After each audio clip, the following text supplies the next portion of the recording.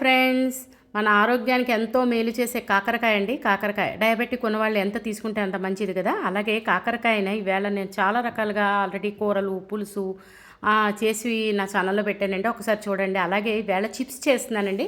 ఆ చిప్స్కి మనం తీసుకున్న కాకరకాయలను శుభ్రం చేసుకుని ఆ మధ్యలో ఉంటుంది కదండి, ఆ గింజల్ని తీసేసి రౌండ్గా కట్ చేసి, అలాగ మనం ఎన్ని కాకరకాయలు తీసుకుంటే అన్ని కాకరకాయలు అలా కట్ చేసి చూడండి. ఆ రింగ్స్వి మధ్యలోకి అలాగా గింజలు తీసేసి మనం ఎన్ని కాకరకాయలు తీసుకుంటే అన్నీ కూడా కట్ చేసి సిద్ధం చేసుకోవాలండి. ఆ రింగులన్నీని, ఆ రింగుల్ని మనం డీప్ ఫ్రై కానీ లేదంటే ఎయిర్ ఫ్రైర్లో కానీ వేయించుకోవచ్చు.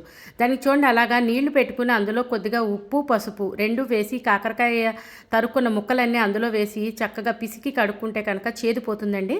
దాన్ని మనం అయితే స్ట్రైనర్లో వేసుకుని వాటర్ అంతా పోయే వరకు ఉంచుకోవాలి. అంటే లైక్ ఉదయం కట్ చేసి ఉంచుకుంటే సాయంత్రం చేసుకుంటే బాగుంటాయి.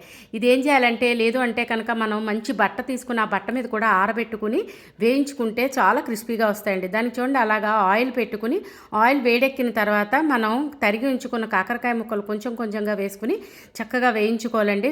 మంచి కలర్ వచ్చే వరకు వేయించుకుంటే ఆయిల్లో వేయించుకోవచ్చు. లేదు అంటే చెప్పాను కదా, ఎయిర్ ఫ్రైయర్లో కూడా కొద్దిగా ఆయిల్ స్ప్రెడ్ చేసి దాన్ని టెంపరేచర్ సెట్ చేసి వేయించుకోవచ్చండి. ఆ వేయించిన వాటిని అన్నిటినీ కూడా మనం ఎప్పుడు చెప్తుంటాను కదా, ఎక్సెస్ ఆయిల్ పోయే వరకు మనం టిష్యూ పేపర్ ప్లేట్లోకి తీసుకుంటే కనుక ఆయిల్ పోయిన తర్వాత మనం ఇంకొక బాణీ పెట్టుకుని, అంటే అన్నీ వేగిన తర్వాత మంచి కలర్ వచ్చాక ఆ వేగిన వాటికి కొంచెం ఉప్పు కారం వేసుకుంటే బాగుంటుంది కదా. కొద్దిగా సాల్ట్, అలాగే కారం, కొద్దిగా కార్న్ఫ్లోర్ అండి. కార్న్ఫ్లోర్ వేసుకుంటే వారం నుంచి 10 రోజుల వరకు చక్కగా క్రిస్పీగా ఉండడానికి బాగుంటాయి. మనం బజార్లో కొనుక్కునే చిప్స్ లాగా క్రిస్పీగా ఉంటాయి.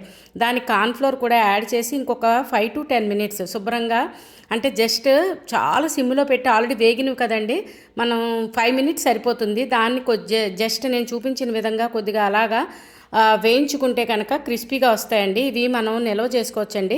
ఈ పిల్లలు పెద్దలు అందరూ తీసుకుంటే చాలా మంచిది. డయాబెటిక్ ఉన్నవాళ్ళనే కాదు, కాకరకాయ మన ఆరోగ్యానికి చాలా మంచిది కదా. మీరు కూడా ఈ చిప్స్ ఇలా ట్రై చేసి మీకు ఎలా కుదిరినాయో నాకు ఒక కమెంట్ పెట్టండి. అలాగే ఛానల్ సబ్స్క్రైబ్ చేసుకోకపోతే సబ్స్క్రైబ్ చేసుకోండి. ఒకవేళ చేసుకున్నట్టయితే కనుక మీ ఫ్రెండ్స్తో, రిలేటివ్స్తో షేర్ చేయడం మర్చిపోకండి. కొత్తగా చూస్తున్న వాళ్ళు అమ్మ వంటిల్లు, మన ఆరోగ్యం మన చేతుల్లో అనే వెరీ హెల్దీ కుకింగ్ ఛానల్ అండి. చాలా మంచి మంచి రెసిపీస్ నేను చేసి ఆల్రెడీ నా ఛానల్లో చాలా పెట్టానండి.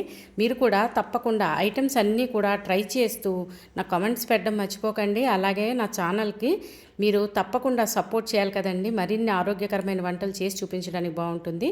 Thanks for watching.